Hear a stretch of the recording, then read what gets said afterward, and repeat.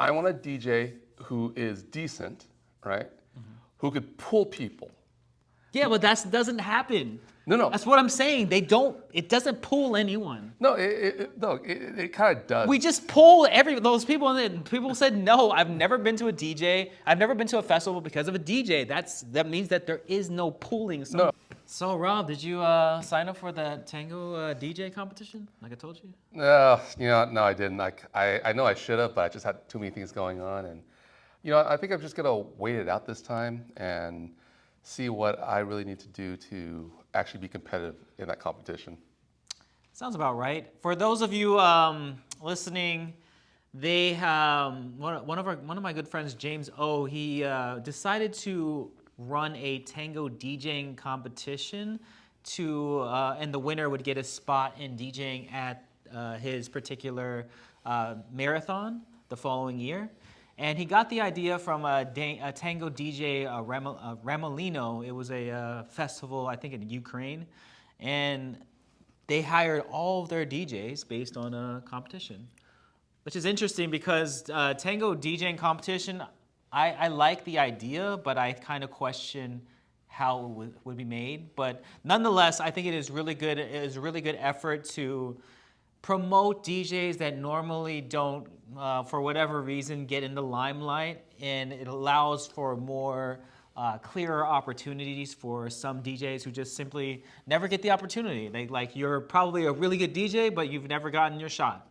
Yeah, I definitely do like that because generally what I see is the festivals just recycle the DJs, their marquee names, they know them already, and sometimes success just gives you more opportunities. So there are a lot of people there who haven't got their break yet, and they don't know how to get their break. So this is a great way to give people that break, and in a way, it's kind of egalitarian because you have to be good enough to win the competition to get a spot, not just because you had a name, you had seniority, you were there before everybody else, or you're rubbing elbows with some organizers, which usually happens. That's unfortunately. I'm guilty of this too. I hire a lot of people that based on my relationship with them, not necessarily based on their ability. I think they're good, but I'm biased towards that. And I hate to say it, I, as an organizer, do rely a lot on my abilities, or actually my relationships with people to say I could trust this person to do the job right. Not necessarily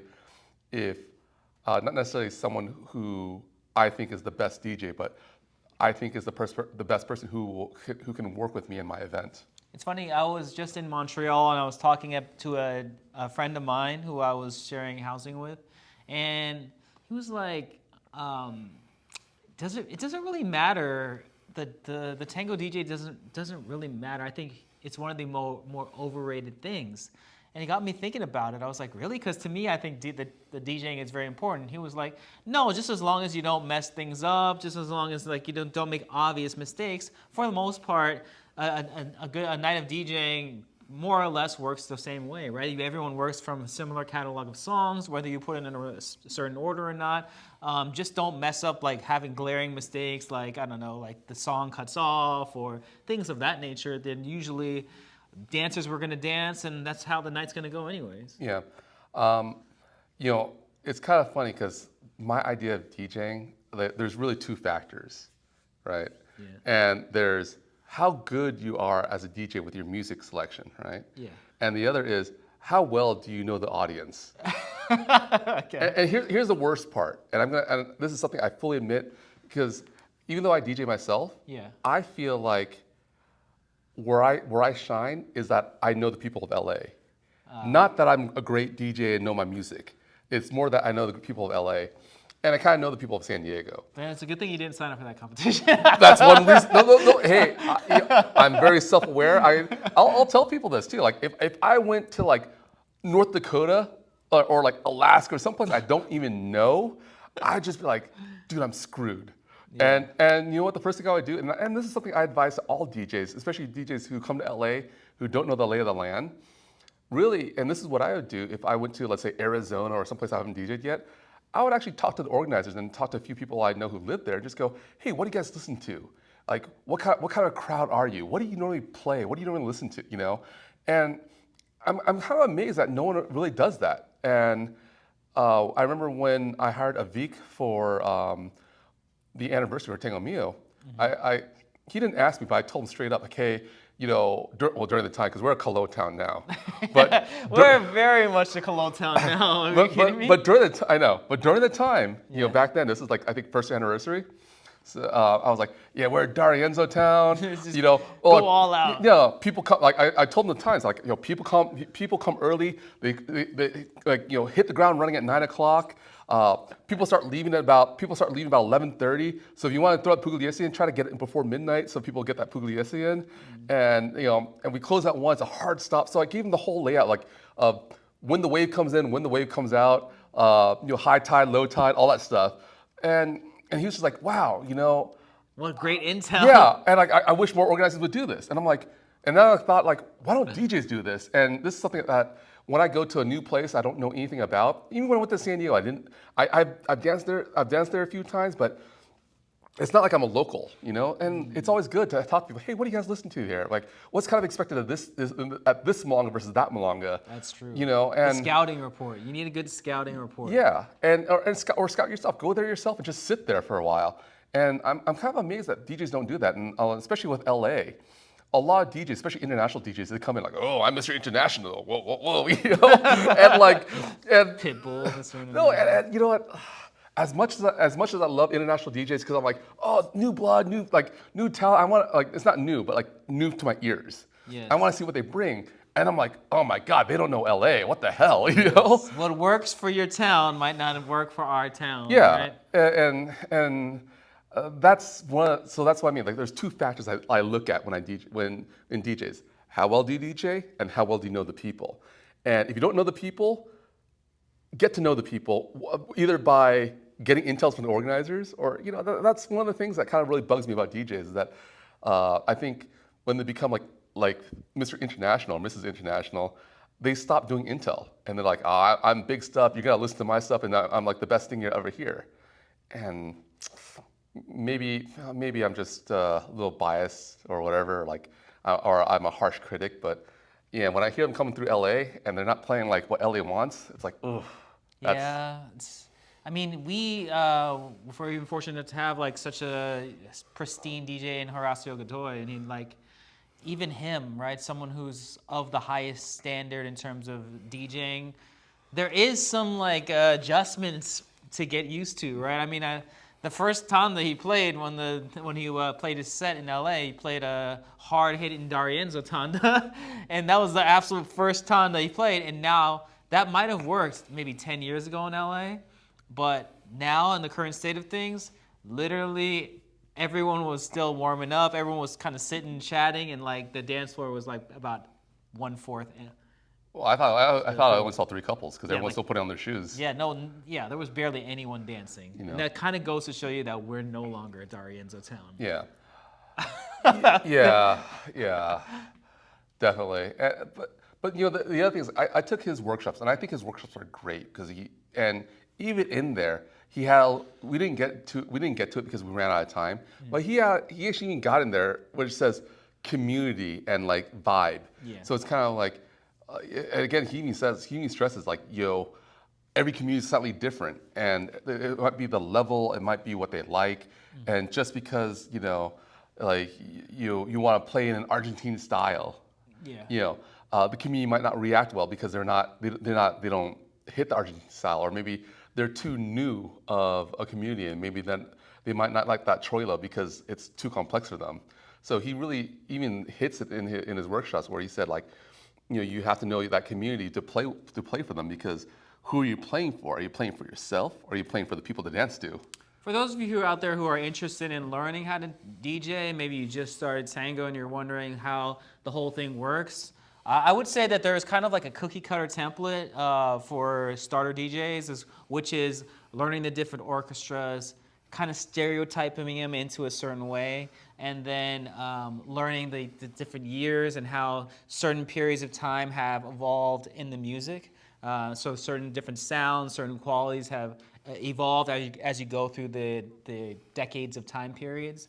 I think when you go through that and then you figure out, okay, you have this, then there's some rules that you have to follow, like stay within the same orchestra, stay roughly within the same year, stay with the same singer, stay with instrumentals or not instrumentals.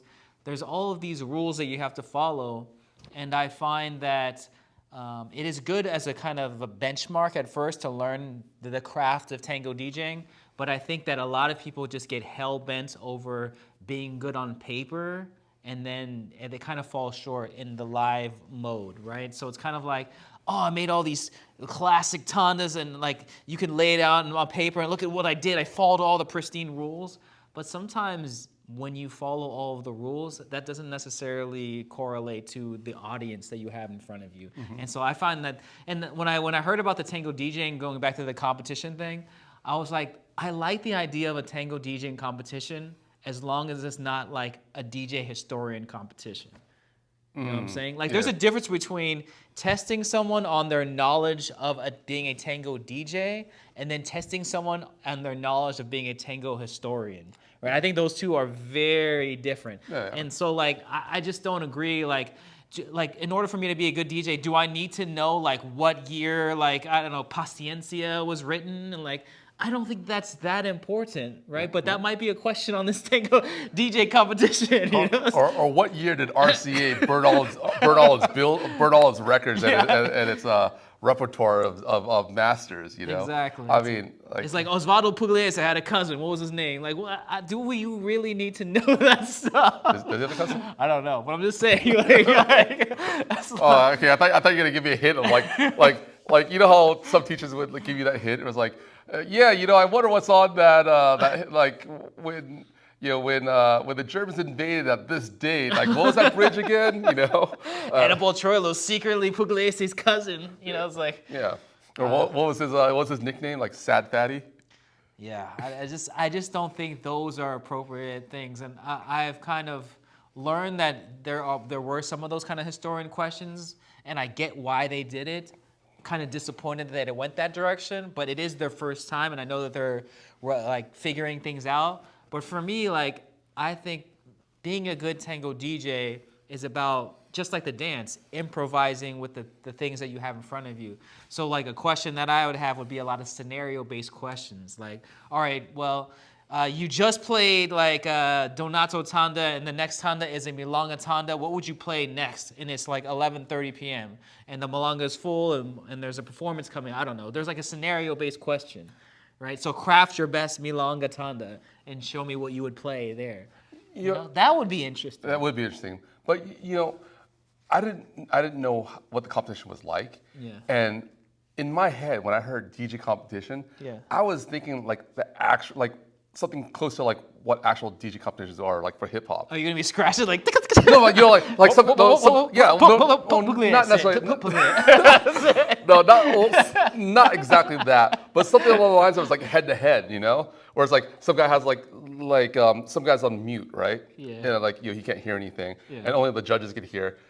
So the judges lets him play one song, you know, like play like the last song of the tanda, and you go, okay, now you play your tanda. After that, you have 5 minutes to craft your tanda. You play it. And the other guy play it, so it's like a head-to-head thing. Oh, and then that's interesting. That's because that's what I was thinking. It's like, you know, the two guys. Well, like, because we've done that at like Milongas, right? When you have two DJs, like we switch. yeah, Like, but I was thinking more of like it's kind of like, so the control is, let's say I played a Donato Tanda, right? Like, so I'm the judge. I played a Donato Tanda. Yeah. So you heard the last 2 songs. Yeah. And it's like, okay, Derek, you have 5 minutes. Yeah.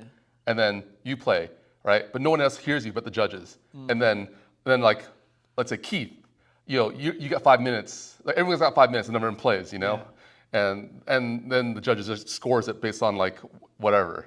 That could be interesting. It also depends on the crowd, though, because then you don't have a crowd. I will say that kind of get over that crowd thing. What would be cool is if like the judges have made the first 3 songs of a tanda. So for those of you who don't know, a tanda is usually 4 songs, and so their last song's empty. So you hear the first 3 songs, like, this is what we picked. What would you play for the last song of the tanda? Right? That would be that would be interesting. That'd be interesting too. Right? Just no like historian questions. No, but I think both what we chose would be interesting. Yeah. But also, like, you know what? I really don't like the whole like everyone's got the same thing. I'm more of a head-to-head person, like tournament bracket style. Yeah. You know, I'm always, because I hate that, like, because it's so ambiguous when it's like a shotgun like Oh, field. everybody you Yeah. qualify or you don't, you're in or you're Yeah, out. it's like I just feel like especially like I don't know. We need the knockout Well, no, rounds. well, that's that. I just kind of feel like there's more excitement, you know, when it's like head to head, you know. And so I would think like the double elimination tournament bracket kind of a thing, where it's like, you know, it's like Derek versus Mark Skruskowski, you know. Just not the whole like, you know, hit it. It's like, I don't know. I just, hey, you know, okay, this is my mind running. I have this, like, I love head to head. Because there's also like that stress factor, you know, of like, can you hold it? Are you shaking your boots? Like, you know, the guy over there is real good, you know. Because when it's kind of like empty field, I get it. Like DJing, tango DJing isn't very like head to head. Yeah. But I don't know. I just love that feel of head, like in terms of marketing, in terms of like crowd excitement, in terms of like, you know, I don't know, like internet trash talk and all that stuff that makes like head to head really fun. Yeah.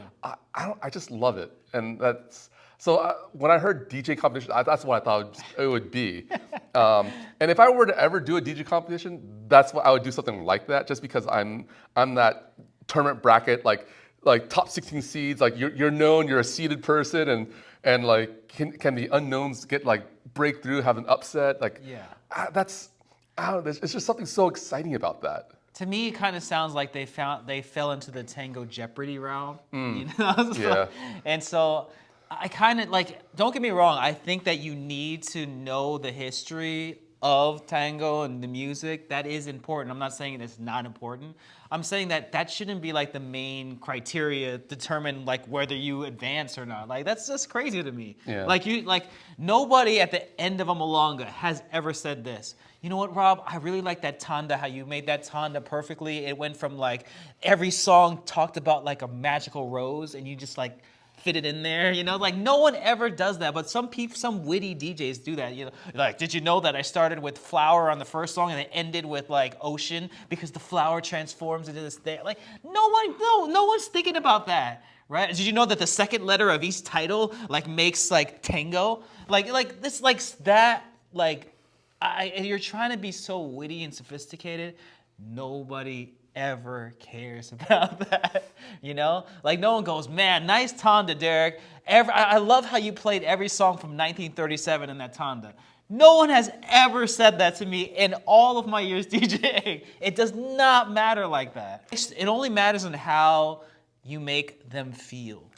I definitely agree with that. And like, there's something else that I kind of, I guess like because I just took the DJ workshop with Horacio, and he had this whole thing where it's like, you know, try to respect all the not DJs, try to respect all the orchestras, try to respect all the time period, and try to give one of each thing so you get that flavor.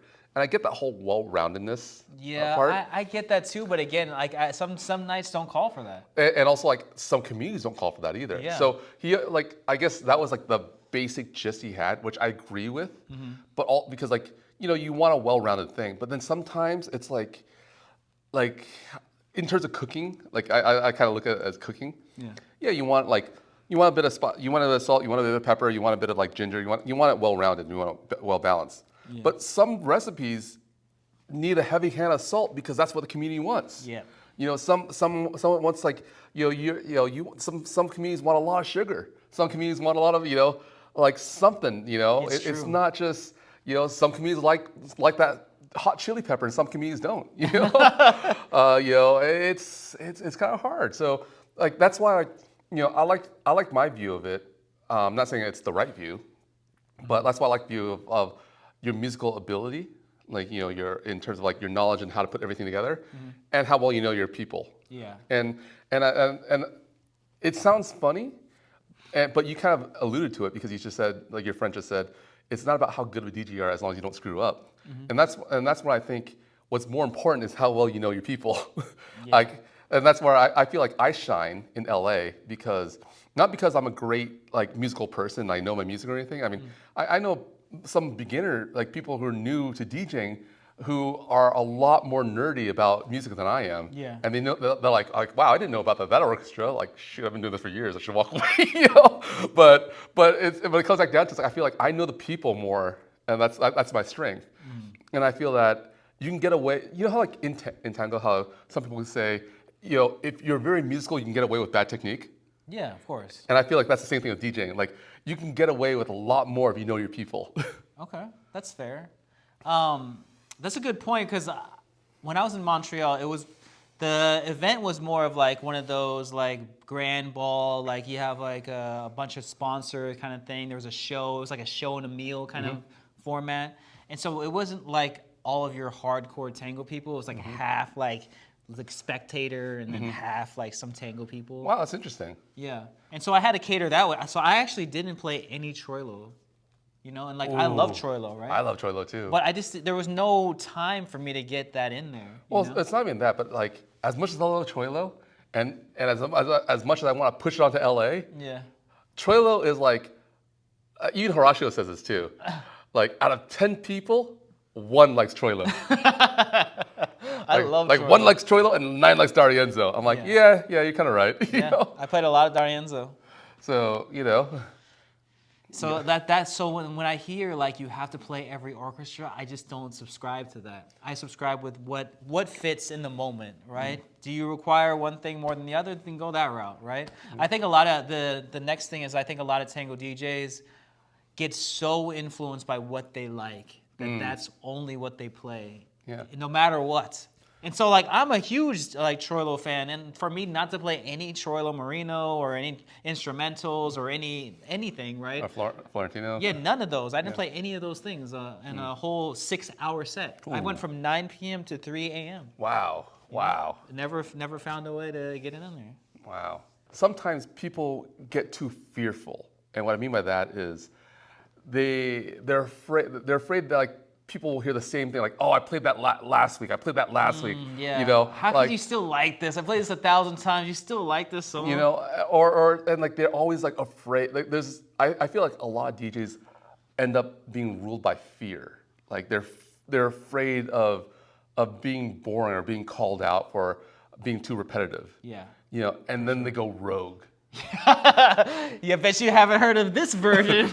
Or like, you know, like nobody plays the tuba tango but me. You know? Yeah, you get too smart for your own good, and I've seen it a lot. Yeah, I mean, and this is You like, get bored of your own playlist, Yeah. bored of your own music. so like here's something I admit to. Like I play a lot of the same things over and over again, and really it's like I probably just change 2 tandas each time I go out there. Oh my God. I'm not kidding, because the thing is, it's like it's pretty well cooked for what I am right now, and it's like don't mess with the recipe, man. Don't mess with the recipe, and I'll just change it a little bit just to fine tune it. Yeah. And it's like that's it. Like oh well, maybe instead of this style, I'll play that style. You know. Or just spicing up some cortinas. Yeah, but it's like, but generally I'm kind of like I kind of already fine tuned it to like what people like, and so there's like maybe 16 playlists I have that are like pretty legit for LA. Yeah. And then I might like just swap a few things out here and there when like, and I have some backups when like things go south because like, you know, like it was just a weird night, whatever it may be. Like someone's birthday, like half the people are gone, and I got this crowd when I was expecting that crowd or something. But yeah, like I admittedly don't change very much just because it's worked and it keeps on working. So And the resources are out there. If you want to start becoming or try to become a tango DJ, there's a lot of playlists out there. There's a lot of websites to tell you like what their popular tandas is. If you go on YouTube, they'll have like favorite tandas of certain orchestras and start with there. And you can start like kind of mixing and playing things around and seeing what works for you or what you kind of like as a tango person yourself. And then kind of like move along with what you think will work better. And then maybe you change and alterate and make some things like that. But what I think one of the biggest things as a tango DJ is figuring out what program to use. Right? Because it started out, everybody used iTunes. At least when I first started out, almost everybody used iTunes as the mainstay program now. But now because it's gotten so buggy with all the updates and like the songs kind of skip at the end. So if you've ever been to a milonga and if you've heard somebody play a song and at the end it kind of skips some notes, so it kind of like feels like it got fast forwarded or missed a note, it's most likely 99% of the time why that happened is because that person is using iTunes. You know, it's really funny. I still use iTunes, Yeah. and the only reason why that doesn't happen to me because I never upgraded. I did the Southwest route, you know. Like I didn't upgrade. It's the old one. It still works, you know. All you other guys got screwed with the update. Remember that all the airlines got shut down. Yeah. Yeah, I played the Southwest book, dude. Nice. So. But yeah, that's what I've seen. So a lot of people switch over to other things. I think there's the Embrace one. It was kind of like a Tango made. Software thing. I think it was only for Apple users. I particularly use DJ Pro. It's another app for Apple as well. That's worked well for me, although there is a annual membership cost to use the software. I know some people use Tractor, but that's because like the official DJ. Yeah, they go back and forth. They're like they're official DJs, but like they're like, oh, let's just do this Tango stuff. Oh. But yeah. Actually, I was wondering, like, how'd you start as a DJ? How did I start as a DJ? Yeah, like let's say you're like, let's pretend like, you know, it's 15 years ago. You're new Derek. Like, how'd you start? Like, what was the first steps? Like, did someone just kind of say, hey, Derek, listen to this stuff, or like, well, how'd you get your start? Well, I was fortunate enough to get music from some of my friends that gave me music, and I think that's kind of common for a lot of people. And so, out of that music that they gave me, I was like, well, I want to learn what the music's about, so I'll just dedicate some time out of each day and listen for 2 hours or so. I think my goal was 2 hours. Sometimes I did a little less. But just listen in 2 hours and just listen to the music and kind of figure out what are the different details that you hear when listening to the music. Like, how do you know, like, I would go back like, oh, that's what, you know, that orchestra is about. Or, oh, that's why the difference between this and a milonga sounds like, right? Because in the beginning, you don't even know. You're just like, wait, this is milonga, right? No, it's tango. It's milonga. No, it's tango, right? And so, and you can't just stay with the titles, because some titles, like some orchestras play it as a vals, some orchestras play it as a milonga. Like Petaluma, there's a tango version and there's a milonga version. You know, because it was a tango version until Darianza got a hold of it, and then he made it like a milonga. So, you know, you can't just rely on the titles. You're like, oh yeah, I know that tango, and you're like, you pick up the wrong orchestra. You're like, ooh, whoops, I screwed up there. You know. Yeah, but then I got into our mutual friend Johnny had a practica at Oxygen, and you know, he was always looking for new DJs to run some of the things, and he's like, yeah, whenever you want to try to DJ for the practica, let me know. And lo and behold, I would do the practica, and then DJ keep doing the practica, and then some people would like, oh, you ever want to DJ for my milonga? Let me know, and then yeah, sure, bro, and then that's kind of how things spread. I still hold to this day that I have never asked anyone to DJ, right? I know that's pretty uncommon in today's climate, where I hear a lot of people begging other organizers like, oh, you know, can I DJ for you next year? I've never in my life have asked for a DJing gig, which is actually probably to my own detriment, right? Probably to my own downfall. I probably could be a little bit more bigger as a tango DJ. Had I like go around and ask, or go around like when I'm traveling locally, like, I'm gonna be in town, can I DJ for your milonga? I've never done that. Okay. Never. Yeah, no, I do that. Like I don't do it like when I was an organizer, a lot of people would just be like, I'm in town. Like it's more like as if, oh, I better get them. You know, like I should move everything. And there are people I've moved the schedule around to accommodate for them. But some people I'm just like, oh no, I'm not gonna move around for you, you know. For me, when I go out of town, like when I go to San Diego, I just throw in a note like, hey, I'd love to DJ for you sometime. And especially San Diego's kind of like I'm always in the area. Yeah. Because I'm visiting my parents and everything. So it's easy just to kind of like set a time with them and then arrange my parental visits. Yeah. To do that. Sense. But I think, I mean, even locally, I'll ask people, just be like, but I don't like beg or anything. I'm just like, hey, you know what? You've heard my stuff. You know, if there's any slot, if anyone ever like backs out, you need a last minute, like, you need the bench warmer to step up, just let me know. No, I mean, hey, I have no shame. Like, I'm like, I mean, your strategy is better than my strategy overall, right? I'm more to this, like, I don't know, or well, I don't know. You're the one DJing festivals. but I probably could be DJing way more festivals, given how could. much, how often I DJ in a local sense, Yeah. comparatively. Yeah, no, Right? that's true. That's true. I always thought that you make your way locally first, right? If you just keep DJing in your local scene over and over again, other people will hear you, and then they will recommend you to other places, and then you will get your gigs that way, and you will make it based on merit, right? Yeah. You will make it based on your own DJing quality, and that's what I always wanted. I just wanted to make it based on my own DJing merit. Come to find out years later, that was probably the worst, a pretty bad path, even though it's pretty noble to say for myself. It's probably a pretty bad path to recommend other people to follow. No, definitely. I mean, I would definitely recommend, like, rub elbows with organizers. Yeah. Like, invite them out to lunch from time to time, Yeah. and like just buddy up people. Volunteer when you can. Volunteering helps a lot because, like, because that's the thing. Like, when they're in need, like a friend in need is a friend indeed, and then maybe they'll turn around and pay you back by, hey, I got an open slot here. I mean, just always be available, because you know what? There's always that person who drops out for whatever reason. That's true. Whether it be like family emergency. I'm not saying wish these things, but I mean, it happens. Family emergencies happen. Someone gets sick from COVID, it happens. Like, go to a festival and bring your laptop with you. And just be ready, because something's gonna happen. Like, I'm not saying something's gonna happen, but when it happens, you want to be ready. Yeah. That's all I'm saying.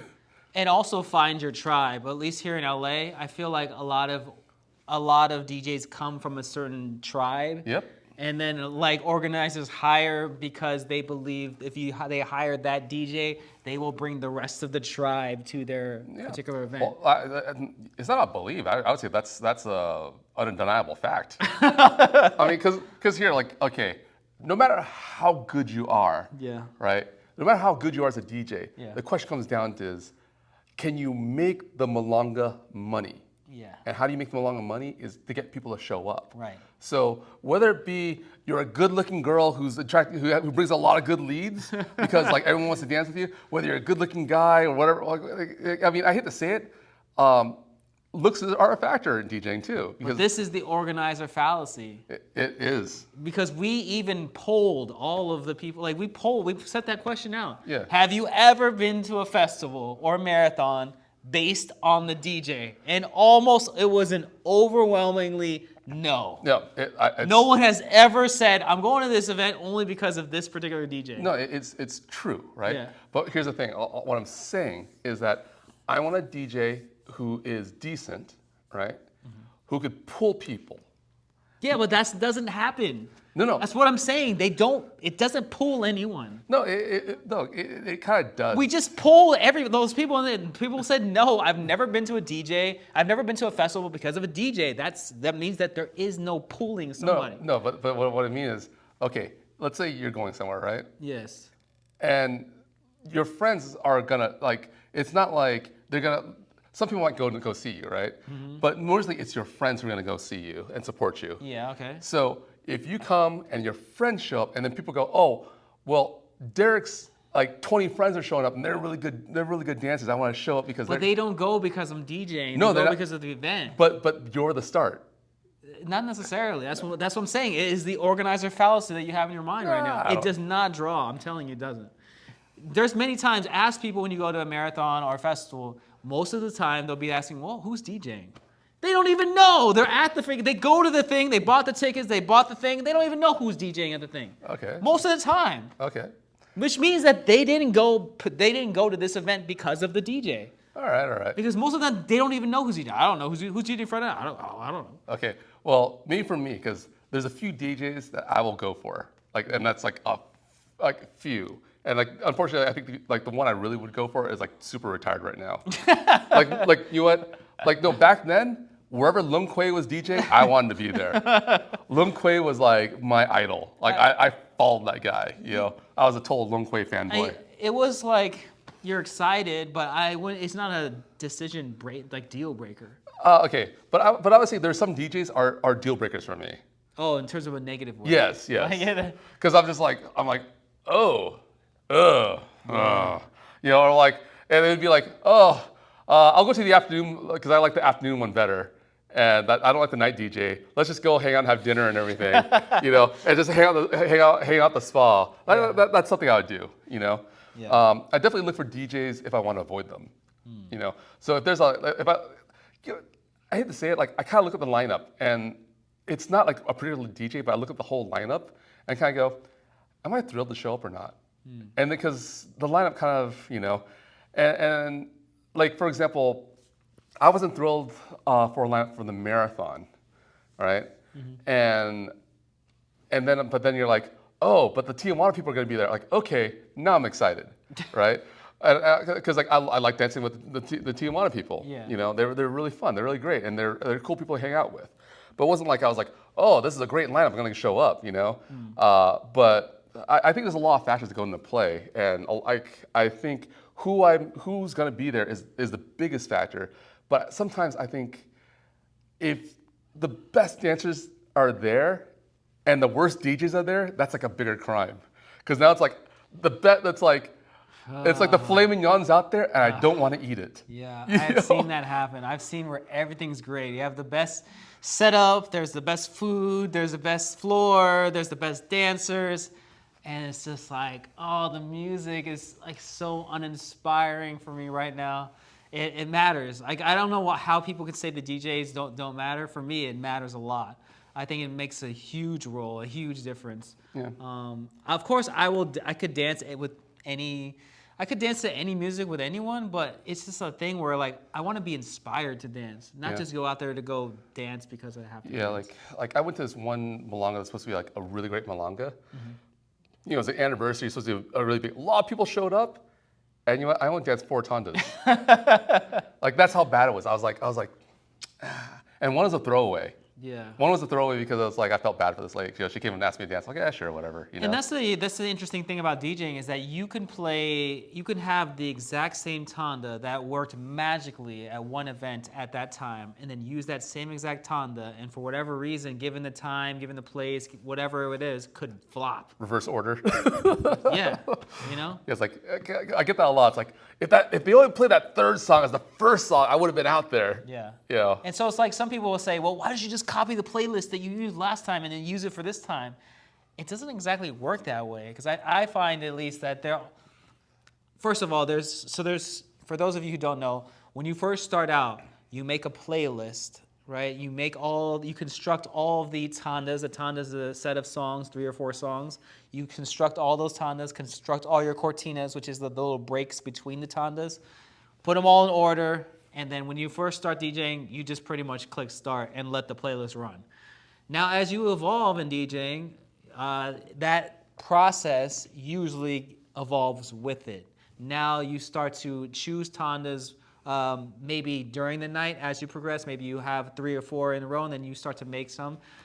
And then you get to maybe where my point is, where like the cortina is playing and I have no idea what I'm gonna play next, right? People are asking me, what's the next song? I don't know, right? I'm not one of those, I've never been one of those DJs that have the placard of like, what's the next tanda is gonna be? Because to me, I think it changes so much, right? Of course, I love when DJs have the thing, like, oh, next is D'Arienzo Valse, right? But to me, it does such a disservice to the in the moment thing, where it's like, yeah, like I think it might be good next, but I don't know. After this last song, I want to look at the crowd. I want to look how they're feeling. I want to see how they exit the floor. I want to see like what the vibe is, and like maybe that D'Arienzo Valse tanda isn't the way to go. Yeah.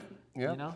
But that's like, see, I'm not like you, where like you know what's happening. You don't. Sometimes you're putting your second song while the first song is playing. Exactly. I see you. I'm like, dude, you are a madman. You know. It's like I want to play the song, but I don't know. I'll figure it out as it goes. See, I mean, I've got backups, right? I got my playlist, and then I've got like 20 ton of backups, and that's I like, have those too. yeah, but I've never seen you. Okay, maybe you did that earlier, but when I see you now, it's like, hey, you know. You're like, hey, shh, I'm picking my second song while the first song's playing. Like, you know, and I'm like, dude, I'm like, let's cut it down to the wire. It's like 5 seconds left. Boom. It's like sometimes I feel like you're like the bomb squad. It's like red wire, black wire, red wire, black wire. The red. Boom. Yeah, it's true. So no, I mean, like, if I DJ'd like you, I would have an ulcer, and I'd be bleeding, I'd be coughing blood, bleeding everywhere, just because like I wouldn't be able to handle that kind of stress. I've got my list, and based on my understanding of like how people generally flow in and out of the LA Milongas. Yeah. And then I have my backups just because I never know what's gonna happen. Like again, someone's birthday, special event over here. Olympics happen and now the roads are crowded. They can't get there in time. Whatever. But I have I've got 3 hours of spare music, just because I don't know what's gonna happen. Like, what if someone just goes, "Hey, keep it running. I need you to run for 2 more hours," because hey, at a moment's notice, you need to make it happen, right? Like, I don't want to be just like me losing in jiu-jitsu because I ran out of gas. I don't want to be the DJ who ran out of gas. The guy who just it's like, "Hey, Rob, it's great. Keep on playing," and I'm like, I got 3 more tonnas left in me. That's all I got. I don't want to be that guy. I want to be the guy where I've been there in Tango room. I remember you start at 9, and then they don't know. It usually used to go till the last person stops dancing. And I remember I went to 5:30 or 6. It was like a 9-hour set. No, yeah. I was like, I don't know. I'm almost out of music here. I have no idea. Yeah. Around 8, hour 8 and 9, you're really pushing tonnas there. Just repeat, just repeat stuff in the first hour and see if they notice. What do you think about tango DJs that want to dance while they DJ? I don't mind it. Okay, so there's me as a consumer, there's me as an organizer, and there's me as a DJ. Yeah. Right? So me as a consumer, I'm like, whatever, Me as a DJ, I'm like, I can see why you want to dance, and that's fine, Me as an organizer, I'm just like, get back there. No, it's not that. Your post, no, it's not that. Okay, it's partially that, but it's just kind of like if you're on top of your game, everything is fine, and you can leave your post, totally cool, right? Yeah. But it bugs the hell out of me. You leave your post, and then it's like hell breaks loose. No, yeah, and the volume's off, and then you're too busy dancing to realize the volume's off, or whatever, No, and then it's like I don't want to touch your stuff. Because then you're like, don't touch my stuff, because you're not that's not the way I want it, because some people, I hate being a micromanager, because I hate being micromanaged, so I don't want to micromanage people. My whole thing is, you play the night. I'm trusting you to play the night. I'm gonna just la la la la la in the corner, right? And if I don't like you, you're not coming back. That's all it is. Or you're gonna take a 3-month break. You're on timeout. Yeah, no, because I totally believe in the Sun Tzu thing. The king abdicates in war and gives all power to the general. Yeah. The DJ is my general. Go out there. I trust your decision making. Win the war. Win the war. But if you lose, you're out of here. If you lose, I lost. Right? So now I need to rebuild my kingdom. So I need to find generals who will win my fight. And that's the way I look at it. I mean, I know it's we're all community, blah blah. I'm sorry. Every night of business for me is a war. The balancing thing is an interesting issue that you bring up, because I think that's one of the big reasons why you see at big time events a lot of the DJs never leave their posts, is because they want the quality of the sound to be permanent all the time, right? Yeah. They want to make sure the EQ is right, make sure the highs aren't too high, the lows are pronounced, make sure the volumes are adequate, because some songs are louder than the others, right? And so you'll be playing a song, and then the next one is super loud, so you got to dial it down. But if you're not there, and this is what Robert's talking about, if you're not there to adjust the volume, you're gonna be dancing to some really low music or really blasting music. Yeah. And so that becomes the issue. When I was in Montreal, this was beautiful because it was at this huge Rialto theater, and they had already a staff because it has a huge mixing board, 1,000 channels, and so they have a staff with the levers and the sound, the equalizer and stuff. So that was the most iconic thing, because I could leave and they would adjust it for me. Wow. Because they had guys on there. I Wow. wasn't doing anything. So no matter what I was playing, they were adjusting the things for me to make sure that it wasn't too high or the volume was right. Yeah. And so I could just go dance. And I was like, oh, it's too hot. And he fixed it. I was like, yes. Can I bring you with me? Like, Wow. everywhere I go. Actually, you know what I wish? This is one of those things I think I might have to like invest some money in now. Because the virtual reality glasses? What do you mean? Like the VR set? No, well, not the VR set, but it's like the augmented reality where it's like you kind of see your computer in your glasses, but you still see like. Oh, like the Apple Vision Yeah, Pro? yeah. Because the thing is, one thing I really rely on, because my ears aren't great, I rely on sound meters a lot. Oh, so like when I'm dancing, I'd rather have a sound meter in the corner of my glasses, and I'm like, wait, shh, because sometimes especially if I don't have if I'm dancing, and that's one times I feel really guilty dancing, but if I'm too into it and I don't realize what's going on, I need something I need that flashing red on my glasses. It's like danger level, or something. I need I'm an idiot, I need to be smacked on the head to realize, because sometimes when I'm in it, I'm so in it, blinders are on, I just don't know. So that's the one reason why I'm also kind of my stomach turns a bit when DJs leave the booth, because I'm like, I don't want to touch your gear, man. Because that's the other thing. I don't want to be the guy who touches the gear and it blows over, messes up. Yeah, or the music stops. I'm like, crap. And then it's like a 2-minute thing to get it back on. I'd rather just bite the bullet and let it be him, because I trust the guy to do the stuff. I trust the guy to do the stuff. Yeah. That's true. I think that's the worst fear for most DJs is your laptop to have some kind of malfunction. But I think it's worse. The Windows update. Oh, God. Dude, 45 minutes. Or you forget to plug your thing in and it just shuts off. Oh. That happens. Oh. And so it does happen, but I think the worst feeling is when it happens during a performance.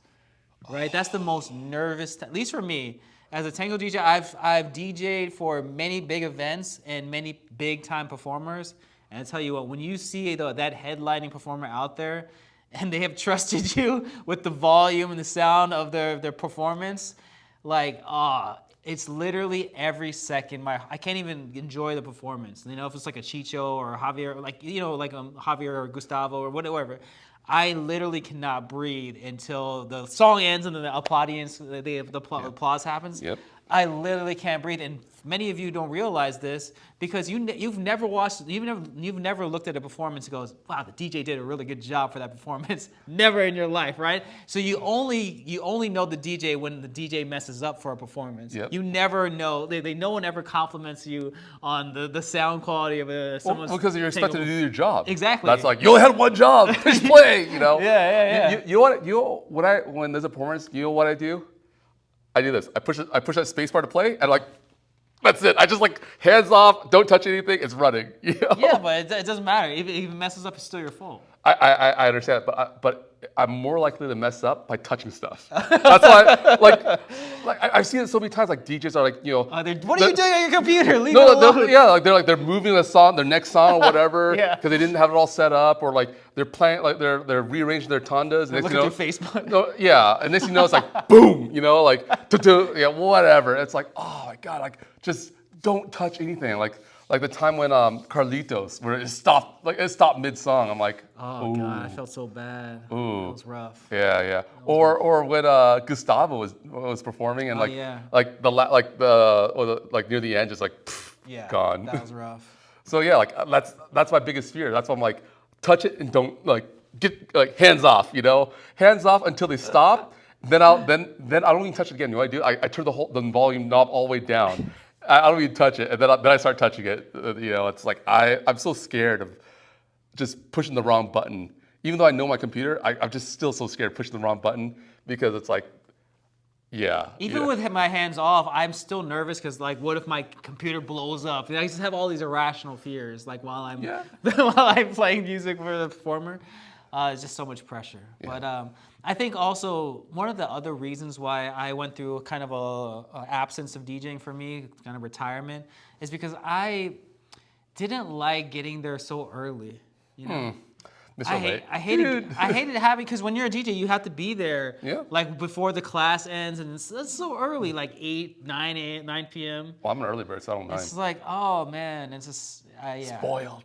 Yeah, Spoiled. I was part of it, and plus, like, whenever, and you know, it's great to get invited to some of these big events, but then when you DJ, it takes away from that opportunity for you to dance, right? Yeah. I'd rather dance than DJ, right? I love DJing, right? But if it's a great event, I'd rather dance. You know, like, so Tango Bardo is coming up in LA this week, and so the people invited me to DJ for with Tango Bardo, and I'm like, nah, I'm not doing that gig. I love Tango Bardo too much. I want to be able to just enjoy the night, dance to Tango Bardo, and not have to worry like, oh, Derek, you're up after the band, and like, no, I want to be fully immersed and not care. You know. You know, I would have taken the gigs outside of LA. Like, you know, good luck to you, Guillermo Blondo. I think he's DJing the OC one. So, like, you know, happy for you. Wish I was DJing OC. No, but like, no, Guillermo's doing a good job, and you know, congrats to him. And yeah, like, I mean, I would have done the same thing. I would have like DJed for San Diego, just been there for LA and DJed for San Diego, DJ somewhere else. You know, I think that was totally an option for you. But what do you think about because we kind of touched on it early on, but we didn't really go much into it, which is like the Tango pyramid of like DJs. Kind of like breaking in, you know, like, cause like there's kind of like a class of DJs that are at the top of the list, and once you go through that, then you might maybe work your way down the list of the totem pole of Tango DJs. Yeah, and it's definitely based a lot on like seniority and connections and past things. Like, what can you do for me? Like, I'll have you like invite me to your festival, and then you invite that. Then in turn, like, I'm at your festival. It's an exchange kind of thing. Yeah. Quid pro quo. I mean, like, you know, I got my break from you. Like, my first DJ gig was with Michaela, because you're like, hey, you should use Rob. I'm like, okay. And so in a sense, like, yeah, like, I mean, thank you for that. And like, you really, and you also introduced me to Oxygen, and you really helped me, you know, get the ball rolling. And then like, besides that, I was doing like oddball stuff, like, let's say with Jose and Guillermo, and just like little shows here and there. But I think it's really important to be friends with your DJs, just because they're the ones who might recommend you. True. You know, like, because they might just go, oh, you know, like someone might ask, like, let's say Vincent or Varro or you to DJ, and you're like, oh, I can't do that one, but why don't you try Rob? You know, so I would always say be friendly for everyone around you. You know, be like, I think, you know, don't shy away from nepotism, pretty much. That's a good point, because like, I always thought that because we came from such a prestigious tango DJing community, that it made it harder for us.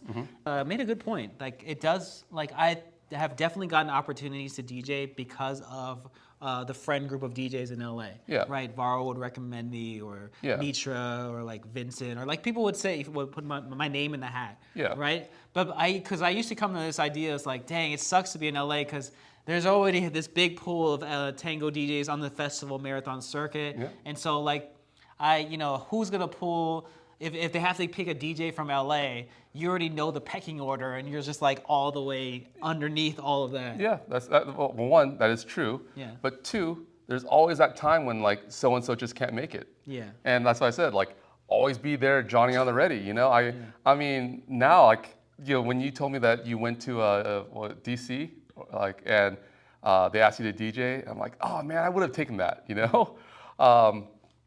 That's like, now I'm in the mindset of I'm gonna always have a playlist ready wherever I go. You know, Just bring your laptop. Yeah, I'm gonna, like, go to a festival, bring a laptop. I can just in case. Yeah, just in case. You know, I might be 1%, but that might land me the lottery ticket. You know. That's true. So, that's true. And you know, get to know your organizers. Get to know who are the organizers who organize for what. And always just like, throw your hat in there. Like, hey, you know, when you're DJing somewhere local and you recognize an organizer from like, who does a festival from out of town or whatever, go and shake your hand. Like, hey, I'm Rob. How are you doing? Like, you know, just let me know what you think of my set. If there's anything like, and let them know that you're flexible for critique and feedback too. Because if I'm going to hire someone for my event, I want to know that they're not too set in their way. That I could say, hey, I like your stuff, but the crowd that comes does this or expects this. Can you shift it around? Because like for me,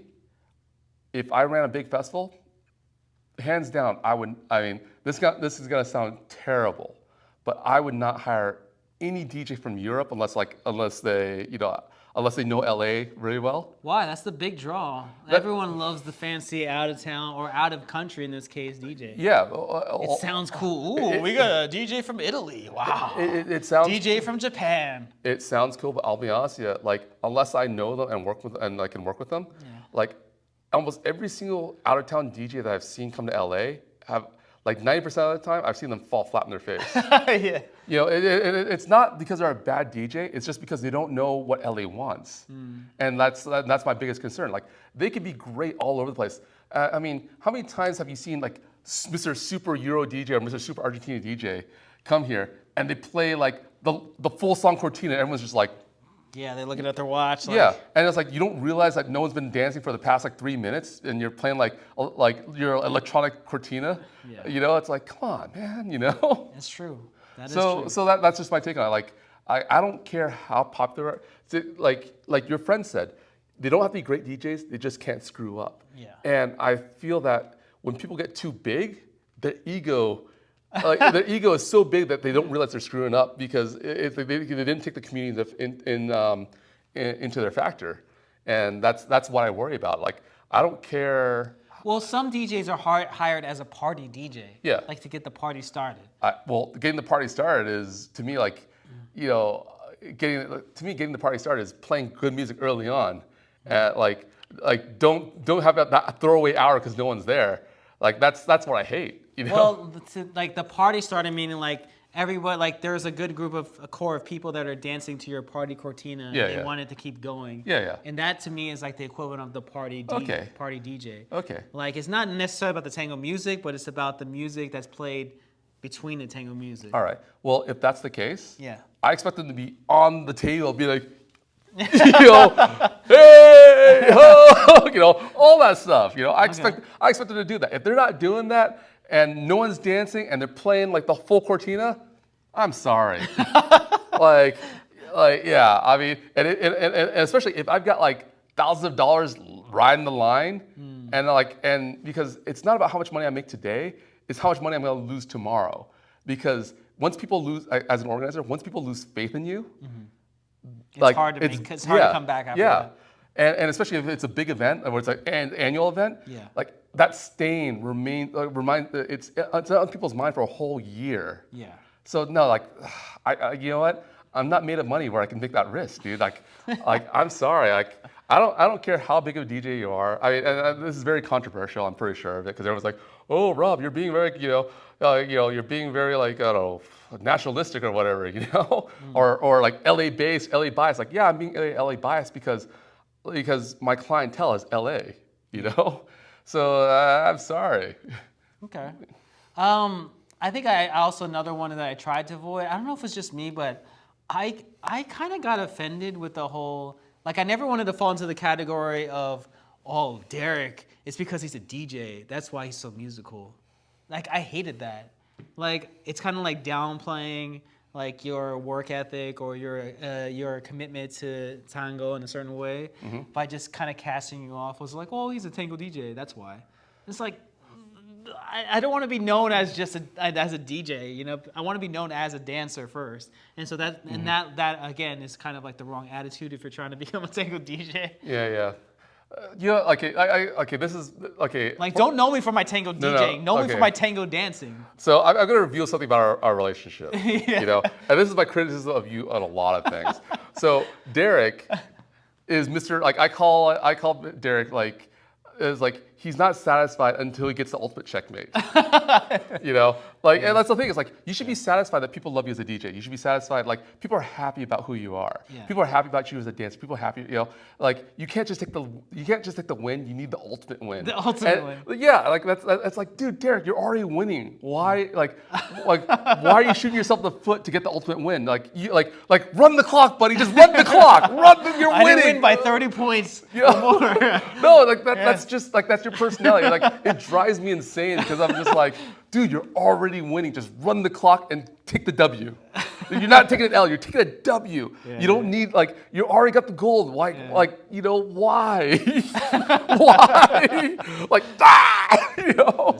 It's true. I don't know. It's just like, yeah. Yeah. All right. Well, I think we've definitely talked a lot about DJing. There's definitely a lot more we could talk about DJing because you know we barely touched about getting your start and everything. Yeah. But I think we should definitely table that for another episode because this came out to be a lot longer than I thought. You know. So no, thank you everyone for listening, and we want to hear your thoughts about DJs and what do you think makes a good DJ? What are problems you have breaking into the scene?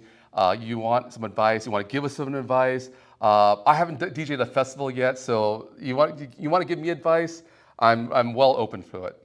Yeah, and thank you all for listening, and we will catch you on the next one. Thank you for joining us for this episode of Left Foot, Right Foot. Don't forget to click the subscribe button and notification bell to keep up to us and our latest content.